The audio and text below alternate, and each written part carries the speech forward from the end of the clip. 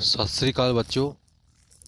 ਅੱਜ ਆਪਾਂ 8ਵੀਂ ਜਮਾਤ ਦਾ ਵਿਸ਼ਾ ਸਮਾਜਿਕ ਸਿੱਖਿਆ ਦਾ ਲੈਸਨ ਹੈਗਾ ਪ੍ਰਸ਼ਾਸਨਿਕ ਬਣਤਰ, ਬਸਤੀਵਾਦ, ਸੈਨਾ ਅਤੇ ਸਿਵਲ ਪ੍ਰਸ਼ਾਸਨ ਦਾ ਵਿਕਾਸ ਬਾਰੇ ਆਪਾਂ ਅੱਜ ਚਰਚਾ ਕਰਾਂਗੇ।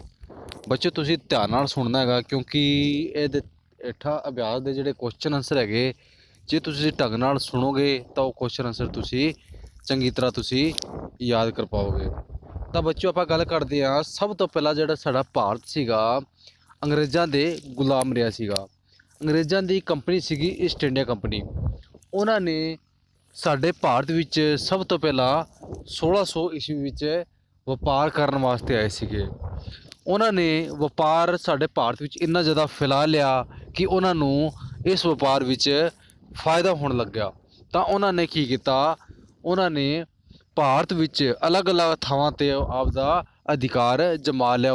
ਭਾਰਤ ਵਿੱਚ ਉਹਨਾਂ ਨੇ ਆਪਦਾ ਕਰ ਲਿਆ ਅਤੇ ਭਾਰਤ ਨੂੰ ਫਿਰ ਉਹਨਾਂ ਨੇ ਆਪ ਦੇ ਕਾਨੂੰਨ ਅਨੁਸਾਰ ਚਲਾਉਣ ਵਾਸਤੇ ਪ੍ਰਸ਼ਾਸਨਿਕ ਬਣਤਰ ਕੀਤੀ।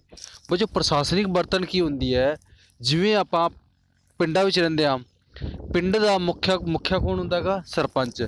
ਸਰਪੰਚ ਸਾਡੇ ਆਪਦੇ ਪਿੰਡ ਦੀ ਇੱਕ ਪ੍ਰਸ਼ਾਸਨਿਕ ਬਣਤਰ ਕਰਦਾ ਹੈਗਾ, ਕਿਉਂਕਿ ਪਿੰਡਾਂ ਨੂੰ ਵਾਰਡਾਂ ਵਿੱਚ ਵੰਡਿਆ ਜਾਂਦਾ ਹੈਗਾ। ਵਾਰਡ ਵਿੱਚ ਅਲੱਗ-ਅਲੱਗ ਮੈਂਬਰ ਹੁੰਦੇ ਨੇ, ਮੈਂਬਰ ਆਪਦੇ ਏਰੀਏ ਦਾ ਪ੍ਰਬੰਧ ਕਰਦੇ ਨੇ। ਇਸੇ ਤਰ੍ਹਾਂ ਅੰਗਰੇਜ਼ਾਂ ਨੇ ਕੀ ਕੀਤਾ, ਆਪ ਦੇ ਜਿਹੜੇ ਅੰਗਰੇਜ਼ ਸੀਗੇ ਉਹਨਾਂ ਨੂੰ ਹੀ ਉਹਨਾਂ ਨੇ ਭਾਰਤ ਵਿੱਚ ਵੱਡੇ ਵੱਡੇ ਅਹੁਦੇ 'ਤੇ ਲਾਇਆ ਗਿਆ ਸੀਗਾ। ਉਹਨਾਂ ਨੇ ਭਾਰਤੀਆਂ ਨਾਲ ਭੇਦਭਾਵ ਹਮੇਸ਼ਾ ਤੋਂ ਹੀ ਕੀਤਾ ਗਿਆ ਸੀਗਾ। ਸਾਡੇ ਭਾਰਤ ਵਿੱਚ ਉਹਨਾਂ ਨੇ ਅਲੱਗ-ਅਲੱਗ ਟਾਈਮ ਦੇ ਵਿੱਚ ਅਲੱਗ-ਅਲੱਗ ਤਰ੍ਹਾਂ ਦੇ ਕਾਨੂੰਨ ਪਾਸ ਕੀਤੇ ਸੀਗੇ, ਕਿਉਂਕਿ ਆਪਾਂ ਗੱਲ ਕਰਦੇ ਹਾਂ 1947 ਤੋਂ ਪਹਿਲਾਂ ਦੇ ਪੰਜਾਬ ਦੀ ਗੱਲ, ਭਾਰਤ ਦੀ ਗੱਲ, ਯਾਨੀ ਕਿ ਜਦੋਂ ਕਾਰਨਵਾਲ ਸੀਗੇ, ਅੰਗਰੇਜ਼ ਸਨ। ਬੱਚੋ ਪਹਿਲਾਂ ਤਾਂ ਕੋਈ ਵੀ ਕਿਸੇ ਪ੍ਰਕਾਰ ਦਾ ਸਾਡੇ ਭਾਰਤ ਵਿੱਚ ਸੰਵਿਧਾਨ ਨਹੀਂ ਸੀ, ਤਾਂ ਕਾਨੂੰਨ ਅੰਗਰੇਜ਼ਾਂ ਦੇ ਬਣਾਏ ਹੋਏ ਹੀ ਚੱਲਦੇ ਸੀਗੇ। ਤਾਂ ਬੱਚੋ ਕੰਪਨੀ ਸੀਗੀ, ਕਿਹੜੀ ਕੰਪਨੀ? East India company. ਤਾਂ ਇਹਨੇ ਕੀ ਕੀਤਾ, ਸਾਡੇ ਭਾਰਤ ਵਿੱਚ ਵਪਾਰ ਕਰਨਾ ਸ਼ੁਰੂ ਕੀਤਾ। ਤਾਂ ਬੱਚਿਓ ਸਭ ਤੋਂ ਪਹਿਲਾਂ ਉਹਨਾਂ ਨੇ ਕਾਨੂੰਨ ਪਾਸ ਕੀਤਾ ਸੀਗਾ, ਕਾਨੂੰਨ ਬਣਾਇਆ ਸੀਗਾ ਜਿਹਦਾ ਨਾਂ ਸੀਗਾ ਰੋਲਟ ਐਕਟ। ਇਹ ਕਦੋਂ ਬਣਿਆ ਸੀਗਾ? 1773 ਈਸਵੀ ਵਿੱਚ ਇਹ ਕਾਨੂੰਨ ਬਣਿਆ ਸੀਗਾ। ਇਸ ਕਾਨੂੰਨ ਦਾ ਮੇਨ ਕੰਮ ਸੀਗਾ, ਜਿਹੜੀ ਕੰਪਨੀ ਸੀਗੀ ਉਹ ਜਿਹੜੇ ਕੰਮ ਕਰਦੀ ਸੀਗੀ ਉਹਨਾਂ ਦੇ ਕੰਮਾਂ ਦੀਆਂ ਪੜਤਾਲਾਂ ਕਰਨੀਆਂ, ਜਾਂਚ ਕਰਨੀਆਂ, ਤਾਂ ਕਿ ਉਹ ਸਹੀ ਕੰਮ ਕਰਨ। ਇਸ ਕੰਪਨੀ ਵਿੱਚ ਇੱਕ ਜਰਨਲ ਸੀਗਾ ਅਤੇ 4 ਮੈਂਬਰ ਸੀਗੇ। ਇਹਨਾਂ ਦਾ ਮੇਨ ਕੰਮ ਸੀਗਾ ਕਿ ਬੰਗਾਲ, ਮਦਰਾਸ, ਮੁੰਬਈ ਵਿੱਚ ਜਿਹੜਾ ਕੰਮ ਹੈਗਾ ਉਹ ਉਹਨਾਂ ਦੇ ਅਧੀਨ ਹੋਣਾ ਸੀਗਾ।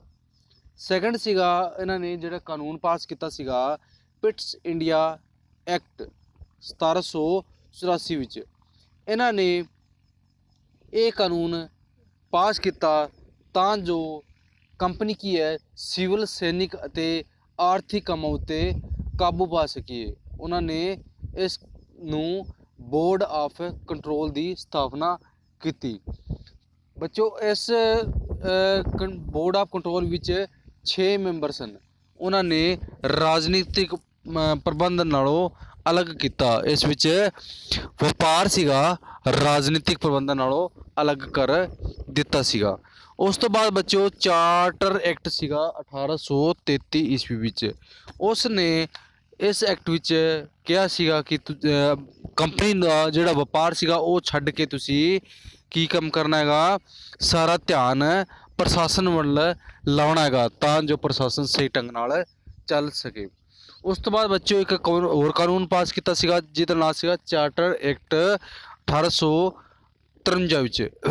ਇਹ ਕੰਮ ਇਸ ਵਿੱਚ ਮੇਨ ਸੀਗਾ ਕਾਰਜਪਾਲਿਕਾ ਤੋਂ ਵਿਧਾਨਪਾਲਿਕਾ ਨੂੰ ਅਲੱਗ ਕਰ ਦੇਣਾ। ਇਸ ਵਿੱਚ 12 ਮੈਂਬਰ ਸਨ ਅਤੇ ਇਹਦੇ ਕਾਰਨ ਇਹ ਕੇਂਦਰ ਵਿੱਚ ਦਖਲਅੰਦਾਜ਼ੀ ਵੱਧ ਗਈ ਸੀਗੀ। ਬੱਚੋ ਇਹਨਾਂ ਕਾਨੂੰਨਾਂ ਤੋਂ ਇਲਾਵਾ ਇਹ ਤਾਂ ਸੀਗੇ ਸੰਵਿਧਾਨ ਵਿੱਚ ਪਰਿਵਰਤਨ, ਯਾਨੀ ਕਿ ਸੰਵਿਧਾਨਿਕ ਪਰਿਵਰਤਨ ਸੀਗੇ। ਅਲੱਗ-ਅਲੱਗ ਟਾਈਮ ਵਿੱਚ ਅਲੱਗ-ਅਲੱਗ ਕਾਨੂੰਨ ਪਾਸ ਕੀਤੇ ਸੀਗੇ ਅੰਗਰੇਜ਼ਾਂ ਨੇ।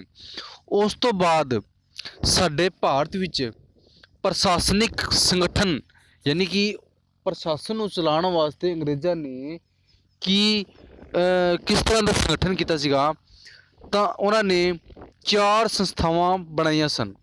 ਪਹਿਲੀ ਸੀਗੀ ਸਿਵਲ ਸਰਵਿਸ, ਦੂਸਰਾ ਸੀਗਾ ਸੈਨਾ, ਤੀਸਰਾ ਸੀਗਾ ਪੁਲਿਸ, ਚੌਥਾ ਸੀਗਾ ਨਿਆਂ ਪ੍ਰਬੰਧ। ਬੱਚੋ ਆਪਾਂ ਆਮ ਸੁਣਦੇ ਹਾਂ ਕਿ ਉਸ ਨੇ ASI ਦੀ ਪ੍ਰੀਖਿਆ ਪਾਸ ਕਰ ਲਈ ਸੀਗੀ, ਤਾਂ ਉਹ ASI ਕੀ ਸੀਗੇ? ਸਿਵਲ ਸਰਵਿਸ ਸੀ। ਉਹ ਉਸ ਟਾਈਮ ਕੌਣ ਸੀ? ਉਹ ਸਿਵਲ ਸਰਵਿਸ। ਕਾਰਨਵਾਲਿਸ ਨੂੰ ਸਿਵਲ ਸਰਵਿਸ ਦਾ ਮੋਢੀ ਕਿਹਾ ਜਾਂਦਾ ਹੈਗਾ। ਉਸ ਨੇ ਉਸ ਟਾਈਮ ਸਭ ਤੋਂ ਪਹਿਲਾਂ ਸਾਡੇ ਭਾਰਤ ਵਿੱਚ ਇਹ ਜਿਹੜੀ ਸਿਵਲ ਸਰਵਿਸ ਦੀ ਜਿਹੜੀ ਪ੍ਰੀਖਿਆ ਲਾਗੂ ਕੀਤੀ ਸੀਗੀ। ਬੱਚੋ ਸਾਡੇ ਭਾਰਤ ਵਿੱਚ ਸਿਵਲ ਸਰਵਿਸ ਦੇ ਜਿੰਨੇ ਵੀ ਅਧਿਕਾਰੀ ਸਨ ਨਾ, ਉਹਨਾਂ ਨੂੰ ਘੱਟ ਤਨਖਾਹ ਮਿਲਦੀ ਸੀ, ਕਿਉਂਕਿ ਅੰਗਰੇਜ਼ ਉਸ ਟਾਈਮ ਸਾਡੇ ਭਾਰਤ ਵਿੱਚ ਹਕੂਮਤ ਜਗਾ ਚੁੱਕੇ ਸਨ। ਉਹਨਾਂ ਨੇ ਇਹ ਸੋਚਿਆ ਕਿ ਜੇ ਅਸੀਂ ਭਾਰਤੀਆਂ ਨੂੰ ਭਾਰਤ ਉੱਤੇ ਅਧਿਕਾਰ ਕਰਨ ਵਾਸਤੇ ਉਹਨਾਂ ਨੂੰ ਸ਼ਕਤੀਆਂ ਦੇ ਦਿੱਤੀਆਂ, ਤਾਂ ਅਸੀਂ ਇਹਨਾਂ ਦੀਆਂ ਨੀਤੀਆਂ ਤੋਂ ਦੂਰ ਹੋ ਜਾਵਾਂਗੇ। ਇਸ ਕਰਕੇ ਸਾਡੇ ਭਾਰਤ ਵਿੱਚ ਜਿੰਨੀ ਵੀ ਅਧਿਕਾਰੀਆਂ ਨੂੰ ਪੈਂਟਾਂ ਹੁੰਦੀ ਸੀ ਜਾਂ ਉਹਨਾਂ ਨੂੰ ਜਾਗੀਰਾਂ ਮਿਲਦੀ ਸੀਗੀ, ਉਹ ਯੂਰੋਪੀਅਨ ਅਧਿਕਾਰੀਆਂ ਤੋਂ ਘੱਟ ਮਿਲਦੀ ਸੀ। ਬੱਚੋ 1806 ਈਸਵੀ ਵਿੱਚ ਲਾਰਡ ਵਿਲੀਅਮ ਬੈਂਟਿੰਗ ਨੇ ਇੱਕ ਕਾਲਜ ਦੀ ਸਥਾਪਨਾ ਕੀਤੀ ਸੀਗੀ। ਉਸ ਕਾਲਜ ਵਿੱਚ ਜਿਹੜੇ ਸਿਵਲ ਸਰਵਿਸ ਦੇ ਜਿਹੜੇ ਅਧਿਕਾਰੀ ਸਨ, ਉਹਨਾਂ ਨੂੰ ਟ੍ਰੇਨਿੰਗ ਦੇ ਕੇ ਉਹਨਾਂ ਨੂੰ ਭਾਰਤ ਵਿੱਚ ਭੇਜਿਆ ਜਾਂਦਾ ਸੀਗਾ।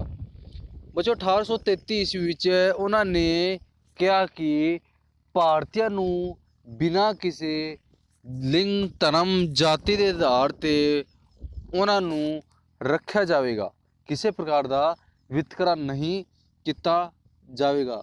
ਫਿਰ ਵੀ ਉਹਨਾਂ ਨਾਲ ਵਿਤਕਰਾ ਹੁੰਦਾ ਸੀਗਾ। ਬੱਚੋ ਇਹ ਜਿਹੜੀ ਪ੍ਰੀਖਿਆ ਸੀਗਾ, ਇਹ ਪ੍ਰੀਖਿਆ ਇੰਗਲੈਂਡ ਦੁਆਰਾ ਕਰਾਈ ਜਾਂਦੀ ਸੀਗੀ। ਇਸ ਪ੍ਰੀਖਿਆ ਵਿੱਚ ਦਾ ਮੇਨ ਜਿਹੜਾ ਮਾਧਿਅਮ ਸੀਗਾ ਉਹ ਅੰਗਰੇਜ਼ੀ ਸੀਗਾ, ਕਿਉਂਕਿ ਇਹ ਜਿਹੜੀ ਪ੍ਰੀਖਿਆ ਕਿਹਦੇ ਵਿੱਚ ਆਉਂਦੀ ਸੀਗੀ? ਅੰਗਰੇਜ਼ੀ ਵਿੱਚ ਆਉਂਦੀ ਸੀਗੀ।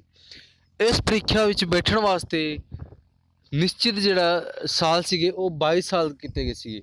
ਉਸ ਤੋਂ ਬਾਅਦ 1864 ਈਸਵੀ ਵਿੱਚ 21 ਸਾਲ ਕਰ ਦਿੱਤੇ ਸੀਗੇ।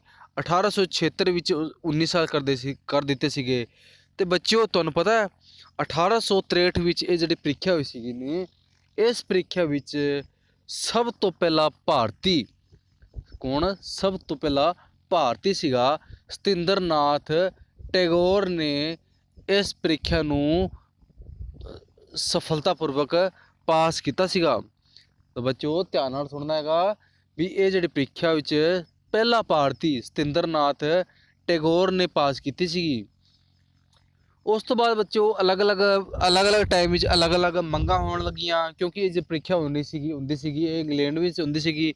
ਬਾਅਦ ਵਿੱਚ ਭਾਰਤੀਆਂ ਨੇ ਮੰਗ ਕੀਤੀ ਕਿ ਇਹ ਜਿਹੜੀ ਪ੍ਰੀਖਿਆ ਹੈ ਭਾਰਤ ਵਿੱਚ ਹੋਈ ਜਾਵੇ। ਉਸ ਤੋਂ ਬਾਅਦ ਬੱਚਿਓ 1886 ਈਸਵੀ ਵਿੱਚ ਇੱਕ ਵਾਇਸਰਾਏ ਸੀਗਾ ਲਾਰਡ ਰਿਪਨ। ਉਸ ਨੇ ਕੀ ਕੀਤਾ? ਉਸ ਨੇ ਇੱਕ ਕਮਿਸ਼ਨ ਨਿਯੁਕਤ ਕੀਤਾ। 15 ਮੈਂਬਰ ਸੀਗੇ ਉਹਦੇ ਵਿੱਚ। ਉਸ ਕਮਿਸ਼ਨ ਦੀਆਂ 3 ਮੁੱਖ ਭਾਗ ਸਨ। ਪਹਿਲਾ ਸੀਗਾ ਕਿ ਇਹ ਜਿਹੜੀ ਪ੍ਰੀਖਿਆ ਇੰਡੀਅਨ ਸਿਵਲ ਸਰਵਿਸ ਦੀ ਜਿਹੜੀ ਪ੍ਰੀਖਿਆ ਹੈ ਉਹ ਇੰਗਲੈਂਡ ਵਿੱਚ ਹੋਵੇ। ਉਸ ਤੋਂ ਬਾਅਦ ਉਹਨਾਂ ਨੇ ਕਿਹਾ ਜਿਹੜੀ ਪ੍ਰਾਂਤਿਕ ਸਿਵਲ ਸਰਵਿਸ ਸੀਗੇ ਉਹਨਾਂ ਨੂੰ ਵੱਖ-ਵੱਖ ਪ੍ਰਾਂਤਾਂ ਵਿੱਚ ਹੋਣ। ਉਸ ਤੋਂ ਬਾਅਦ ਉਹਨਾਂ ਨੇ ਕਿਹਾ ਕਿ ਇਸ ਦੀ ਜਿਹੜੀ ਹੈ 19 ਸਾਲ ਸੀਗੇ ਵਧਾ ਕੇ ਇਸ ਦੀ ਜਿਹੜੀ ਪ੍ਰੀਖਿਆ ਵਿੱਚ ਬੈਠਣ ਦੀ ਜਿਹੜੀ ਸਾਲ ਹੈਗੇ 23 ਸਾਲ ਕੀਤੀ ਜਾਵੇ। ਤਾਂ ਬੱਚੋ ਇਹ ਜਿਹੜੀ ਮੰਗਾਂ ਸੀ ਲਾਰਡ ਰਿਪਨ ਦੁਆਰਾ ਦੇ ਜਿਹੜੇ ਇੱਕ ਨਿਯੁਕਤ ਕੀਤੇ ਸੀਗੇ ਕੌਂਸਲ, ਉਹਦੇ ਦੁਆਰਾ ਮੰਗਾਂ ਰੱਖੀ ਗਈ ਸੀਗੀ। ਇਹ ਮੰਗਾਂ ਮੰਨ ਲਈਆਂ ਗਈਆਂ ਸਨ। ਠੀਕ ਹੈ ਬੱਚੋ। ਉਸ ਤੋਂ ਬਾਅਦ ਬੱਚੋ ਆਪਾਂ ਨੂੰ ਪਤਾ ਹੈ ਕਿ ਕਿਸੇ ਵੀ ਦੇਸ਼ ਨੂੰ ਚਲਾਉਣ ਵਾਸਤੇ, ਕਿਸੇ ਵੀ ਰਾਜ ਨੂੰ ਚਲਾਉਣ ਵਾਸਤੇ ਆਰਮੀ ਯਾਨੀ ਕਿ ਸੈਨਾ ਦੀ ਬਹੁਤ ਜ਼ਰੂਰਤ ਹੁੰਦੀ ਹੈ। ਤਾਂ ਬੱਚੋ ਸਾਡੇ ਭਾਰਤ ਵਿੱਚ ਅੰਗਰੇਜ਼ਾਂ ਨੇ 1886 ਈਸਵੀ ਵਿੱਚ ਭਾਰਤੀ ਸੈਨਿਕ 2,33,000 ਅਤੇ ਯੂਰੋਪੀਅਨ ਸੈਨਿਕ 45,322 ਨਿਯੁਕਤ ਕੀਤੇ ਸੀਗੇ, ਕਿਉਂਕਿ ਅੰਗਰੇਜ਼ ਹਮੇਸ਼ਾ ਤੋਂ ਹੀ ਭਾਰਤੀਆਂ ਨਾਲ ਧੋਖਾ ਕਰਦੇ ਆ ਰਹੇ ਨੇ, ਗਦਾਰੀ ਕਰਦੇ ਆ ਰਹੇ ਸੀਗੇ। ਤਾਂ ਕਰਕੇ ਉਹਨਾਂ ਨੇ ਸਾਡੇ ਭਾਰਤ ਵਿੱਚ ਵੱਧ ਤੋਂ ਵੱਧ ਭਾਰਤੀਆਂ ਨੂੰ ਹੀ ਸੈਨਾ ਵਿੱਚ ਨਿਯੁਕਤ ਕੀਤਾ ਗਿਆ ਸੀਗਾ। ਉਹ ਸੈਨਾ ਜਿਹੜੀ ਕਿ ਸਭ ਤੋਂ ਨੀਵੀਂ ਪਦ ਉੱਤੇ ਰਹਿੰਦੇ ਸਨ। ਜੋ ਉਸ ਤੋਂ ਬਾਅਦ ਜਿਹੜੇ ਜਿੰਨੇ ਵੀ ਉੱਚੇ ਅਹੁਦੇ ਸੀਗੇ ਉਹਨਾਂ ਉੱਤੇ ਯੂਰੋਪੀਅਨ ਸੈਨਾ ਹੀ ਹੁੰਦੀ ਸੀਗੀ। ਨੀਵੇਂ ਦਰਜੇ 'ਤੇ ਸਿਰਫ ਭਾਰਤੀਆਂ ਨੂੰ ਹੀ ਰੱਖਿਆ ਜਾਂਦਾ ਸੀ, ਕਿਉਂਕਿ ਉਹਨਾਂ ਨਾਲ ਹਮੇਸ਼ਾ ਤੋਂ ਹੀ ਭੇਦਭਾਵ ਹੁੰਦਾ ਰਿਹਾ ਹੈਗਾ। ਬੱਚੋ ਇਸ ਜਿਹੜੇ ਭੇਦਭਾਵ ਨੂੰ ਖ਼ਤਮ ਕਰਨ ਵਾਸਤੇ ਕਾਨੂੰਨ ਪਾਸ ਕੀਤਾ ਗਿਆ ਸੀਗਾ। ਕਾਨੂੰਨ ਕੀ ਐਕਟ ਜਿਹਨੂੰ ਆਪਾਂ ਬੋਲਦੇ ਹਾਂ ਉਹ ਪਾਸ ਕੀਤਾ ਸੀਗਾ। ਉਸ ਤੋਂ ਪਹਿਲਾਂ ਇਹ ਜਿਹੜਾ ਭੇਦਭਾਵ ਸੀਗਾ, ਇਹ ਭੇਦਭਾਵ ਦੇ ਕਾਰਨ ਹੀ ਜਿਹੜੀ ਇੱਕ ਕ੍ਰਾਂਤੀ ਹੋਈ ਸੀ ਸਾਡੇ ਭਾਰਤ ਵਿੱਚ, ਉਹਦਾ ਨਾਂ ਸੀਗਾ 1857 ਦਾ ਵਿਦਰੋਹ। ਇਸ ਭੇਦਭਾਵ ਕਾਰਨ ਹੀ ਉਹ ਕ੍ਰਾਂਤੀ ਹੋਈ ਸੀਗੀ। ਬੱਚੋ ਇਸ ਵਿੱਚ ਕੀ ਹੋਇਆ ਸੀਗਾ, ਕੁਝ ਐਕਟ ਪਾਸ ਕੀਤਾ ਸੀਗਾ। ਇਸ ਐਕਟ ਵਿੱਚ ਕੀ ਮੰਗਾਂ ਸਨ ਕਿ ਸਾਡੇ ਭਾਰਤ ਵਿੱਚ ਜਿਹੜੇ ਸੈਨਿਕ ਸੀਗੇ ਉਹਦੇ ਵਿੱਚ ਅੰਗਰੇਜ਼ਾਂ ਦੀ ਗਿਣਤੀ ਵਿੱਚ ਵਾਧਾ ਕੀਤਾ ਜਾਵੇ। ਉਸ ਤੋਂ ਬਾਅਦ ਜਿਹੜਾ ਤੋਪਖਾਨਾ ਹੈ, ਤੋਪਖਾਨੇ ਵਿੱਚ ਸਿਰਫ ਅੰਗਰੇਜ਼ਾਂ ਨੂੰ ਹੀ ਨਿਯੁਕਤ ਕੀਤਾ ਜਾਵੇ ਅਤੇ ਰੇਸ਼ੋ 2:1 ਯਾਨੀ ਕਿ 2 ਯੂਰੋਪੀਅਨ ਹੋਣਗੇ ਤਾਂ 1 ਭਾਰਤੀ ਹੋਵੇਗਾ ਦੀ ਨੀਤੀ ਲਾਗੂ ਕੀਤੀ ਜਾਵੇ। ਵਜੋਂ ਆਪਾਂ ਨੂੰ ਪਤਾ ਹੀ ਹੈ ਕਿ ਅੰਗਰੇਜ਼ ਸਾਡੇ ਨਾਲ ਹਮੇਸ਼ਾ ਤੋਂ ਹੀ ਕੀ ਕਰਦੇ ਆ ਰਹੇ ਸੀਗੇ, ਭੇਦਭਾਵ। ਤਾਂ ਉਹਨਾਂ ਨੇ ਹਰ ਪੱਖੋਂ ਸਾਡੇ ਨਾਲ ਯਾਨੀ ਕਿ ਭਾਰਤੀਆਂ ਨਾਲ ਭੇਦਭਾਵ ਕੀਤਾ। ਨੀਵੇਂ ਤੇ ਨੀਵੇਂ ਅਹੁਦੇ 'ਤੇ ਭਾਰਤੀ ਸੈਨਿਕਾਂ ਨੂੰ ਹੀ ਰੱਖਿਆ ਜਾਂਦਾ ਸੀਗਾ। ਅਤੇ ਉਸ ਤੋਂ ਬਾਅਦ ਤੀਸਰਾ ਪੁਆਇੰਟ ਹੈਗਾ ਪੁਲਿਸ। ਜੋ ਪੁਲਿਸ ਦਾ ਮੇਨ ਕੰਮ ਹੁੰਦਾ ਹੈਗਾ ਕਿ ਪ੍ਰਸ਼ਾਸਨ ਵਿੱਚ ਸ਼ਾਂਤੀ ਕਾਇਮ ਕਰਨਾ ਅਤੇ ਕਾਨੂੰਨੀ ਵਿਵਸਥਾ ਬਣਾਏ ਰੱਖਣਾ। ਸਾਡੇ ਕਾਰਨ ਵਾਲੇ ਗਵਰਨਰ ਸੀਗੇ ਉਸ ਟਾਈਮ, ਉਹਨਾਂ ਨੇ ਪੁਲਿਸ ਪ੍ਰਸ਼ਾਸਨ ਵਿੱਚ ਸੁਧਾਰ ਕਰਨ ਵਾਸਤੇ ਵੱਖ-ਵੱਖ ਤਰ੍ਹਾਂ ਦੇ ਕੰਮ ਕੀਤੇ ਸੀਗੇ। ਸਭ ਤੋਂ ਪਹਿਲਾਂ ਉਹਨਾਂ ਨੂੰ ਪੁਲਿਸ ਨੂੰ ਜ਼ਿਲ੍ਹਾ ਪੱਧਰ 'ਤੇ ਵੰਡਿਆ ਗਿਆ। ਜ਼ਿਲ੍ਹਾ ਪੱਧਰ ਦਾ ਮੇਨ ਸੀਗਾ ਜੋ ਪੁਲਿਸ ਸੀਗੇ, ਉਹ ਪੁਲਿਸ ਕਪਤਾਨ ਸੀਗੇ। ਜ਼ਿਲ੍ਹਾ ਨੂੰ ਅੱਗੇ ਥਾਣੇ ਵਿੱਚ ਵੰਡਿਆ ਸੀਗਾ। ਥਾਣੇ ਨੂੰ ਅੱਗੇ ਜਿਸ ਨੂੰ ਆਪਾਂ ਕਹਿੰਦੇ ਹਾਂ, ਥਾਣੇ ਨੂੰ ਅੱਗੇ ਪਿੰਡਾਂ ਵਿੱਚ ਚੌਕੀਦਾਰਾਂ ਵਿੱਚ ਵੰਡ ਦਿੱਤਾ ਗਿਆ ਸੀਗਾ। ਬੱਚੋ ਆਪਾਂ ਨੂੰ ਸਾਰਿਆਂ ਨੂੰ ਪਤਾ ਹੈਗਾ ਕਿ ਬਾਰ-ਬਾਰ ਮੈਂ ਦੁਹਰਾ ਰਿਹਾ ਕਿ ਅੰਗਰੇਜ਼ਾਂ ਨੇ ਭਾਰਤੀਆਂ ਨਾਲ ਹਮੇਸ਼ਾ ਤੋਂ ਹੀ ਭੇਦਭਾਵ ਕੀਤਾ ਸੀਗਾ। ਤਾਂ ਉਹਨਾਂ ਨੇ ਪੁਲਿਸ ਵਿਭਾਗ ਵਿੱਚ ਵੀ ਅੰਗਰੇਜ਼ ਸੀਗੇ, ਉਹ ਭਾਰਤੀਆਂ ਨਾਲ ਵੀ ਵਿਤਕਰਾ ਕਰਦੇ ਆ ਰਹੇ ਸੀਗੇ। ਉਸ ਤੋਂ ਬਾਅਦ ਬੱਚੋ ਲਾਸਟ ਪੁਆਇੰਟ ਹੈਗਾ ਚੌਥਾ, ਨਿਆਂ ਵਿਵਸਥਾ। ਨਿਆਂ ਦਾ ਮਤਲਬ ਹੁੰਦਾ ਕਿ ਇਨਸਾਫ ਦਿਵਾਉਣਾ। ਕਾਰਨਵਾਲਿਸ ਨੇ ਸਾਡੇ ਭਾਰਤ ਵਿੱਚ ਨਿਆਂ ਪ੍ਰਬੰਧ ਨੂੰ ਸਹੀ ਢੰਗ ਨਾਲ ਚਲਾਉਣ ਵਾਸਤੇ ਉਹਨਾਂ ਨੇ ਇੱਕ ਕਿਤਾਬ ਲਿਖੀ ਸੀਗੀ, ਉਸ ਦਾ ਨਾਂ ਸੀਗਾ ਕਾਰਨਵਾਲਿਸ ਕੋਡ। ਯਾਨੀ ਕਿ ਉਹ ਜਿਹੜੀ ਪੁਸਤਕ ਸੀਗੀ, ਉਹ ਕਿਤਾਬ ਸੀਗੀ, ਉਹਦੇ ਵਿੱਚ ਜਿੰਨੇ ਵੀ ਕਾਨੂੰਨ ਸੀਗੇ ਉਹਦੇ ਆਧਾਰ 'ਤੇ ਹੀ ਨਿਆਂ ਹੁੰਦਾ ਸੀਗਾ। ਲਗਭਗ ਸਾਰੇ ਭਾਰਤੀਆਂ ਨੂੰ ਉਚਿਤ ਨਿਆਂ ਮਿਲਦਾ ਸੀਗਾ। ਜੋ ਇੱਕ ਸੀਗਾ ਗਵਰਨਰ, ਵਾਰਨੇਸਟਿਕ ਉਹਨੇ ਜ਼ਿਲ੍ਹਾ ਵਿੱਚ ਦੀਵਾਨੀ ਅਦਾਲਤ ਅਤੇ ਸਦਰ ਨਿਜ਼ਾਮਤ ਅਦਾਲਤ ਦੀ ਸਥਾਪਨਾ ਕੀਤੀ ਸੀਗੀ। ਉਸ ਤੋਂ ਬਾਅਦ ਬੱਚੋ 1773 ਈਸਵੀ ਵਿੱਚ ਰੈਗੂਲੇਟਿੰਗ ਐਕਟ ਦੇ ਅਧੀਨ ਕਲਕੱਤੇ ਵਿੱਚ ਇੱਕ ਸਰਵਉੱਚ ਅਦਾਲਤ ਦੀ ਸਥਾਪਨਾ ਕੀਤੀ ਗਈ ਸੀਗੀ। ਉਸ ਤੋਂ ਬਾਅਦ ਬੱਚੋ 1832 ਵਿੱਚ ਬੰਗਾਲ ਵਿੱਚ ਨਿਆਂ ਪ੍ਰਥਾ ਦੀ ਸਥਾਪਨਾ ਕੀਤੀ ਗਈ ਸੀਗੀ। ਤਾਂ ਬੱਚੋ ਕੀ ਹੁੰਦਾ ਕਿ ਸਾਡੇ ਭਾਰਤ ਵਿੱਚ ਨਿਆਂ ਵਿਵਸਥਾ ਨੂੰ ਸਹੀ ਢੰਗ ਨਾਲ ਸਭ ਤੋਂ ਵੱਧ ਕਾਰਨਵਾਲਿਸ ਨੇ ਹੀ ਲਾਗੂ ਕੀਤੀ ਸੀਗੀ। ਇਸ ਕਰਕੇ ਕਾਰਨਵਾਲਿਸ ਨੇ ਸਾਡੇ ਭਾਰਤ ਵਿੱਚ ਕੁਝ ਚੰਗੇ ਵੀ ਕੰਮ ਕੀਤੇ ਨੇ। ਇਸ ਕਰਕੇ ਸਾਡੇ ਭਾਰਤ ਵਿੱਚ ਸਿਵਲ ਸਰਵਿਸ ਦਾ ਮੋਢੀ ਕਿਸ ਨੂੰ ਕਿਹਾ ਜਾਂਦਾ ਗਾ? ਕਾਰਨਵਾਲਿਸ ਨੂੰ ਕਿਹਾ ਜਾਂਦਾ ਗਾ। ਤਾਂ ਬੱਚਿਓ ਥੋੜ੍ਹਾ ਆਪਾਂ ਰਿਪੀਟ ਕਰਦੇ ਹਾਂ। ਜਿਹੜੀ ਭਾਰਤ ਜਿਹੜਾ ਸ਼ਾਸਨ ਪ੍ਰਬੰਧ ਹੈਗਾ ਉਹ 4 ਸੰਸਥਾਵਾਂ ਦੁਆਰਾ ਚਲਾਇਆ ਜਾਂਦਾ ਸੀ। ਸਿਵਲ ਸਰਵਿਸ, ਸੈਨਾ, ਪੁਲਿਸ ਤੇ ਨਿਆਂ ਪ੍ਰਬੰਧ। ਸਿਵਲ ਸਰਵਿਸ ਦਾ ਮੋਢੀ ਕਿਸ ਨੂੰ ਕਿਹਾ ਜਾਂਦਾ ਹੈਗਾ? ਲਾਰਡ ਕਾਰਨਵਾਲਿਸ ਨੂੰ। ਇਹਦੇ ਵਿੱਚ ਵੱਧ ਮਾਤਰਾ ਵਿੱਚ ਭਾਰਤੀਆਂ ਨਾਲ ਕੀ ਹੋ ਰਿਹਾ ਹੁੰਦਾ ਸੀਗਾ? ਹਮੇਸ਼ਾ ਤੋਂ ਹੀ ਭੇਦਭਾਵ। ਉਸ ਤੋਂ ਬਾਅਦ ਬੱਚੋ ਸੈਨਾ ਵਿੱਚ ਵੱਧ ਤੋਂ ਵੱਧ ਸੈਨਿਕ ਕਿਸ ਦੇਸ਼ ਦੇ ਰੱਖੇ ਜਾਂਦੇ ਸੀਗੇ? ਭਾਰਤੀਆਂ ਦੇ, ਕਿਉਂਕਿ ਭਾਰਤੀਆਂ ਨਾਲ ਹਮੇਸ਼ਾ ਤੋਂ ਹੀ ਭੇਦਭਾਵ ਹੁੰਦਾ ਰਿਹਾ ਸੀਗਾ। ਤੇ ਉੱਚੇ ਅਹੁਦੇ ਤੇ ਕਿਹੜੇ ਦੇਸ਼ ਦੇ ਸੈਨਿਕਾਂ ਨੂੰ ਰੱਖਿਆ ਜਾਂਦਾ ਸੀਗਾ? ਯੂਰੋਪੀਅਨ। ਉਸ ਤੋਂ ਬਾਅਦ ਬੱਚੋ ਪੁਲਿਸ ਦਾ ਪ੍ਰਬੰਧ। ਭਾਰਤ ਵਿੱਚ ਯਾਨੀ ਕਿ ਅੰਗਰੇਜ਼ਾਂ ਨੇ ਸ਼ਾਂਤੀਪੂਰਵਕ ਤਰੀਕੇ ਨਾਲ ਨਜਿੱਠਣ ਲਈ ਤੇ ਕਾਨੂੰਨ ਨੂੰ ਸਹੀ ਢੰਗ ਨਾਲ ਲਾਗੂ ਕਰਨ ਲਈ ਪੁਲਿਸ ਪ੍ਰਬੰਧ ਦਾ ਵਿਵਸਥਾ ਕੀਤੀ ਗਈ ਸੀਗੀ। ਉਸ ਤੋਂ ਬਾਅਦ ਬੱਚਿਓ ਨਿਆਂ ਵਿਵਸਥਾ। ਸਾਡੇ ਭਾਰਤ ਵਿੱਚ ਨਿਆਂ ਵਿਵਸਥਾ ਨੂੰ ਸੁਚਾਰੂ ਰੂਪ ਵਿੱਚ ਚਲਾਉਣ ਵਾਸਤੇ ਕਾਰਨਵਾਲਿਸ ਨੇ ਇੱਕ